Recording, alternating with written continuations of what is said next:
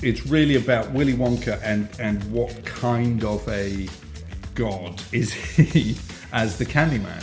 It tells us something of Roald Dahl's theology, I think, that Willy Wonka is he's enigmatic, he's at times kind of cruel, he's indifferent to the plight of the children.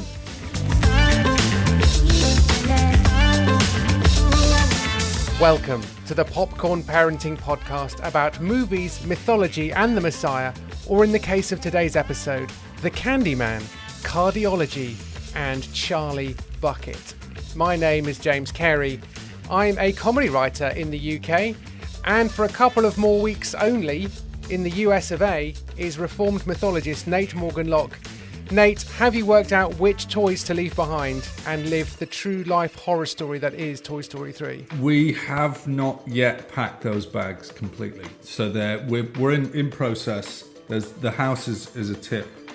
And it's less than 2 weeks. It's actually, I think, 10 days till the American adventures come to an end. Well, today we're talking about Charlie and the Chocolate Factory, our first Roald Dahl story of the podcast, and our primary focus, I think it's fair to say, is the 1971 Gene Wilder version, which was directed by Mel Stewart, who has made very little else that you might have heard of. That's the cold hard fact there. And we're not so interested, but we may in passing mention the 2005 Tim Burton Johnny Depp version, which cost $150 million and took 3 times that amount at the box office. That's a cold hard fact right there. Both of these movies are based on the 1964 Roald Dahl book, and that book was followed, in my opinion, by a truly terrible sequel 8 years later called Charlie and the Great Glass Elevator. But that may be one for another podcast. Well, or maybe not, just because I think I've read it, but I have no recollection other than what is contained in the title of the book. So it's an utter bag of bits where he goes to space and ends up in the White House, and it's just truly, truly bizarre. I think it's Roald Dahl phoning it in. Yeah. However, he's produced an absolute smash hit with Charlie and the Chocolate Factory. It's not my favourite of his books. Do you have a favourite book of Roald Dahl? Oh, well, I don't know. Just because I've done a bit of a deep dive on this film, Willy Wonka and the Chocolate Factory, as the film's actually called. I think this one for the time being. James and the Giant Peach, I think, is probably quite a popular one in our house. But yeah, maybe just the Chocolate Factory. Saying that, it's Jeremy Irons and his version of Danny the Champion of the World. That's one of our favourite books. Deeply imprinted upon my soul. I don't know quite why, but yeah. Is it autumnal like the Iron Giant movie? Do you know what? It might be. It might be that I have an autumnal Suke. It's also nice that Danny Champion of the World has a functional father-son relationship, which is noticeably absent from virtually every other thing that Roald Dahl has ever written. Yeah. But we'll probably get onto that. So where do we start here? Reformed mythologist Morgan Locke. Are we going to start with the Candyman? We're going to start with the Candyman because I think this is kind of macro structure of the story, is that it's really about a Candyman and a town, in some ways a world that he kind of reigns over with his delicious treats and scrumdiddlyumptious chocolate bars. I think if you get that the structure is basically you've got this kind of creator-creation or creator-creature relationship embedded into the story, I think it's then much easier to see the connections between this and the great grand narrative of the gospel, and where it diverges and where it connects and all those sorts of bits. So you'll know the song, The Candyman Can, of course. Mm-hmm. Even if people haven't seen the film, I think Sammy Davis Jr. did a version of it a couple of years after it came out. It's sung in the movie, isn't it? Yeah, so the excitement of the sweet shop is really evident there, isn't it? Yeah, and the idea that children have this place that they run to as soon as the school bell goes. Like they literally sprint in the first scene of the film to get to the chocolate shop so that they can buy sweets. And then Bill, who, is sliding along on this this ladder that's on wheels, grabbing all these gumdrops and chocolate bars and, strange confectionery items. And then he sings them this kind of opening song, which is just about, who can take a sunrise and, who can... Candyman makes everything he makes satisfying and delicious. You can even eat the dishes. So it's sort of saying, imagine how awesome it would be if the entire world was made of sweets and chocolate and candy. And how much would we want to sing praise to the creator of that world, right? The Candyman, the world is edible, right? And it tastes so sweet and so good. And that's sort of the functional, for all intents and purposes, Willy Wonka is God in this story. And then everyone else exists sort of in relationship to him. And I mean, I've got a theory that Bill is a kind of priest. He's a kind of high priest who mediates between Willy Wonka and the children. And so, you want to go and get the Wonka bars where you've got to go and see Bill, and he'll hand them out and sprinkle chocolate all over you. A lot of the time when Jesus tells parables, they'll be about a vineyard owner and then the workers in the vineyard, or they'll be about a king and some servants, or a father and his household. And so when we come to this story about Willy Wonka, it's really about Willy Wonka and what kind of a god is he as the Candyman. It tells us something of Roald Dahl's theology, I think, that Willy Wonka is he's enigmatic, he's at times kind of cruel, he's indifferent to the plight of the children, he's deceptive, manipulative. So I think Roald Dahl, in a sense, is sort of saying, yes, maybe there's a God, but if there is, he doesn't really care. He plays with us and he toys with us, but he doesn't care about us in any real sense. And the other thing's weird is that Willy Wonka doesn't appear for the first 45 minutes of the film. So you have all this anticipation about, Willy Wonka and the Chocolate Factory and Golden Ticket, and you've got to find one. And then you get that kind of big reveal where he kind of stumbles out. Gene Wilder just brilliantly kind of hobbling. Yeah. And then doing his forward roll as he falls over, and then, but almost not letting his face enjoy what he's just done. I think it's a brilliant role. Willy Wonka is enigmatic, but also what's striking about him is he just does everything on his own terms. He's got a strict competition and he follows the rules, and he wants to see all of the, who's got the winning tickets. Okay, here you come. He doesn't suddenly let in an extra person gratuitously. He doesn't change the rules. It's just really interesting how he is actually, also in some ways enigmatic. He's pretty consistent within himself, and he sort of shows people around his factory with glee, but he's not really looking for feedback.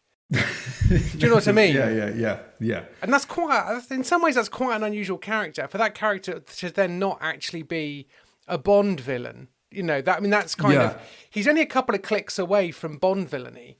Yeah. But he's not. I mean, one other thought with if the Candyman is a kind of theological idea, if, this is Roald Dahl showing us his theology, the Oompa Loompas are the angels. These are angelic beings who, do the bidding of Willy Wonka.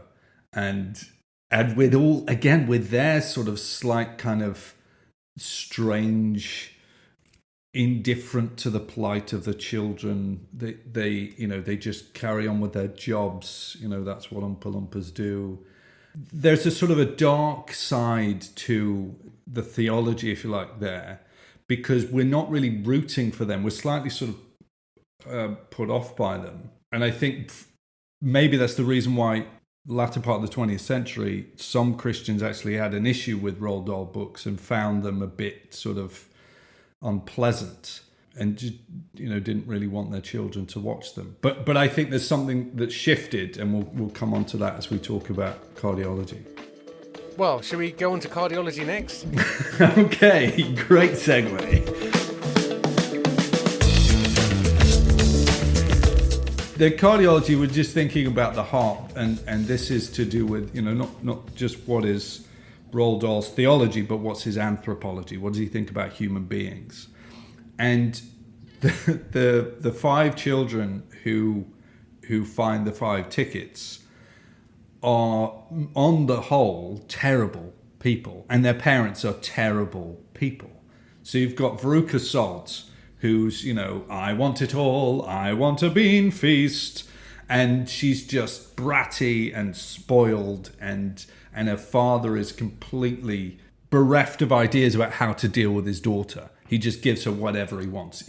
In fact, turning the entire factory over to a Wonka bar shelling factory so that his daughter will get one of the five.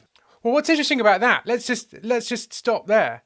It's interesting that despite his money and access and power, as it were, he has to enter the competition like everybody else. So normally someone like that is used to just buying their way in. And literally Wonka is, there are 5 tickets, you find a ticket, you get in. Yeah. And there's no cutting a deal behind, look, can I get a 6 ticket for £600,000 or for $88 million or whatever. It's just like, if you find a ticket, you can come. If you don't, you can't. So that's kind of really interesting, isn't it? The power of that parent, and they literally cannot ever, despite that, please their children. Yeah, and the way that he's the father in that Mr. Salt is so indulgent, and he does sort of try at some points in the chocolate factory to say, look, Wonka, I can, let's talk man to man on this. And Wonka is sort of, completely impervious. He cannot be, bargained with in that way, which I don't think I thought through Wonka's kind of solidity. He's on moving in that way before. But yeah, back to thinking about the cardiology stuff. The Augustus Gloop is just pure greed, right? So he's just constantly eating, and then his greed becomes his downfall when he's drinking from the river. Mike TV. I mean, the sequence when they show each of the kids receiving their golden ticket, or the world's press kind of come and gather round, and Mike TV doesn't engage with them because he's watching a cowboy movie or something on television. And his mum's sort of proud of the fact that, he eats all his dinner, in all his meals in front of the television. And the fact that sort of desire for entertainment also becomes the way in which Mike TV, meets his sticky end. And then Violet Beauregard, who she might be my favourite character, the girl who's always chewing gum. And her dad says, Beauregard, use cars, call Beauregard, whenever you're in the area. And when she's showing off her golden ticket, it's really funny because she makes a point of mentioning a friend of hers who was in some chewing gum competition with her, who could chew gum for the longest. And she tells the world's press that she beat her friend in this competition. And then when she sort of flaunts her golden ticket and sort of says to her friend directly through the world's media, you didn't get one and I did. So just the pettiness of that character. Roald Dahl stories can often act as a corrective to a lot of children's stuff nowadays, which has everything's just a misunderstanding, right? Every child just, I wanted something, but I didn't realize how it's going to impact you. And so, and everyone's just pure and nice. And part of a subsection of a much bigger conversation we have had and will have about dragons, isn't it? Which is dragons aren't bad. They're just misunderstood. Or if only we could understand what they're trying to say. Whereas actually this Roald Dahl stuff is like, these kids are the worst. And they're probably the worst because their parents are even worse. Yeah. There's no affection. There's no redemption. They are just awful, aren't they? Terrible. Universally, unlikably, grindingly awful. Roald Dahl seems to understand the world is full of sinful people. It's not a case of ignorance. These people can just be educated out of their situation. They are going to dig in, and they are willfully greedy and disobedient, and they're spoiled. And and that's an issue for him. He finds the brattishness of the children of presumably the 1960s when he wrote the book to be a genuine problem that could be displayed to people through his books. So I think he's identified the heart problem of human beings very well there. And most of his adult characters as well tend to be either awful or heroes. There's very little ambivalence. Just thinking of Matilda is the headmistress is evil and the teacher is perfect. Yeah. Danny, champion of the world, his dad is perfect, unusually, and the owner and the gamekeepers are all evil. There's good and evil. There's not that much in between. Yes, and in lots of ways, because I don't think he has a genuine positive view of God, and he sees the world as full of very wicked and scheming, spoiled people. You might think, well, the entire world he's going to portray is going to be really bleak. Just everything's going to be darkness, and yet he writes these heroic characters. Danny, the champion of the world, or Matilda, or Charlie. They're not like that. They shine. They're like they're like the sort of innocence that we've talked about before in terms of Emmett Brakowski in the Lego Movie or Paddington Bear. They're unspoiled somehow. They've George's Marvelous Medicine is another one.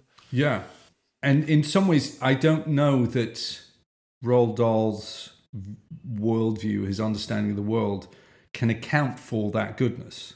Like, he can account for all the grime and all the sin and all the wickedness and horror, right? He's fine with that because, the people in charge are always terrible. Right, the people ultimately, the landowners, the factory owners, the most powerful people are awful, and so you take that back as far as you can go. And God must be awful too, and the world is full of horrible people. And yet, I want to write about Charlie Bucket, who, in his, it's actually such a sweet moment when he says to his grandpa Joe after they bought him a Wonka bar for his birthday, and there's no, he sort of thinks maybe there'll be one in. Oh, it's heartbreaking, isn't it? He says the golden ticket probably makes the chocolate taste horrible. The innocence and the purity to be able to come out with the line like that. I absolutely gutted that I didn't get this, and you're gutted, but I'm going to work out a way to make this sort of palatable, pardon the pun, with the chocolate bar. But yeah, I think that's Charlie's the odd one out. Charlie's the one you can't account for in a worldview which says it's darkness and depravity and sin and indifference all the way down. Like, Charlie Bucket is inexplicable as to why someone would be like that.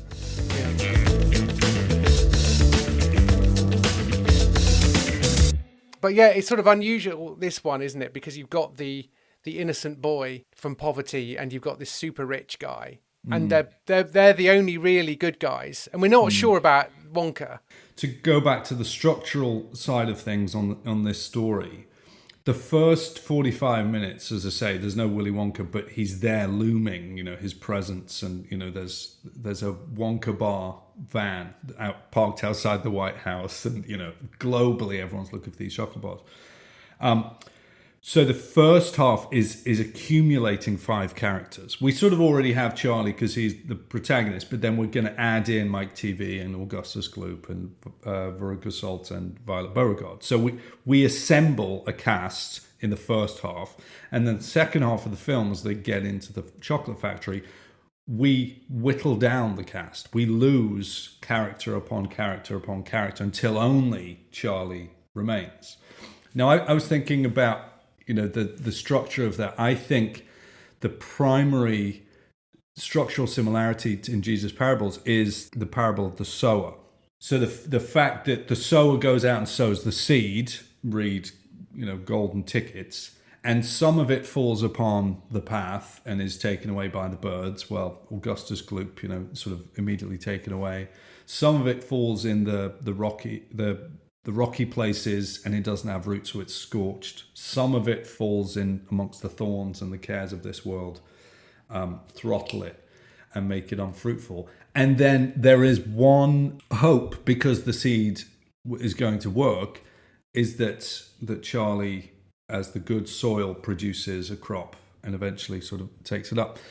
So I think there's one angle you could take on this and say, well, it's a story about the offer of the gospel, the continued offer of these golden tickets. Who will receive them in a worthy way? Who will be, receptive to the good news of Jesus?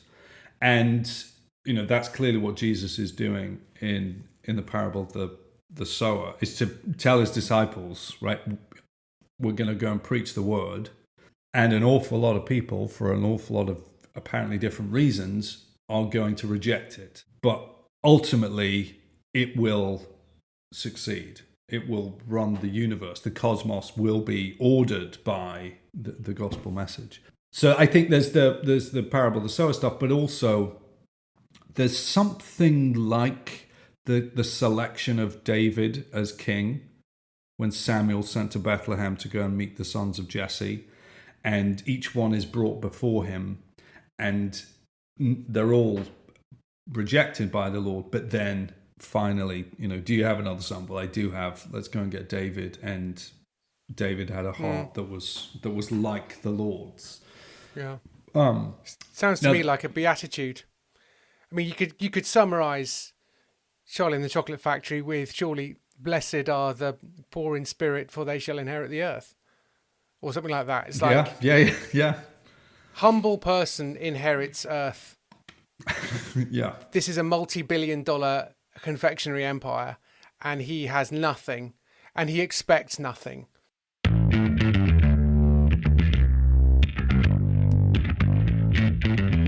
Okay, so let's just get on to my little rant. Okay. Let's talk about the gobstoppers. All right, yeah. Because there's a bit where they basically slightly go off-piste and they're naughty. And they end up floating up, towards the thing. And Wonka has to intervene. And they've blotted their copybook. Charlie was naughty. Yeah. To what extent does that not undermine Charlie's purity of heart? That bothered them, and it's bothered me. Yeah. And maybe I should just get over it, because in a way, it's not perfection is not the pass mark, because none of us succeed. Yeah. It's a poor in spirit. It's a brokenness, isn't it? It's an understanding of humility rather than keeping all the rules. Because in a way, Charlie's not a rule keeper. He's just not a rule breaker. He's not a test the limits to see how far I can go. So maybe I've just talked myself out of that rant. But I think what's nice about the final bit is that he is cast out. He's told, no one's going to inherit this chocolate factory. You've all failed. And then he goes and gives his gobstopper back. And that is the proof that he wouldn't go and sell it to Slughorn or whatever the guy's name is, who's been, this strangely scarred and bespectacled man who whispers into the ears of each child receiving a golden ticket. Like the child catcher in Chitty Chitty Bang Bang. So we're on to our third C, Charlie Bucket, and I think we've already talked a bit about him. We did a little bit. I suppose the crucial thing, if we're thinking macro level storytelling, if Wonka is the sort of divine person in this, what is his relationship to Charlie? As we've already sort of pointed out, one's poor, the other one's rich, but there's no kind of history between them. So the pure, humble one is accidentally found through the random distribution of golden tickets. And it just so happens to work out that he inherits the chocolate factory. Whereas in the gospel, the one with a pure heart is sent by the Father.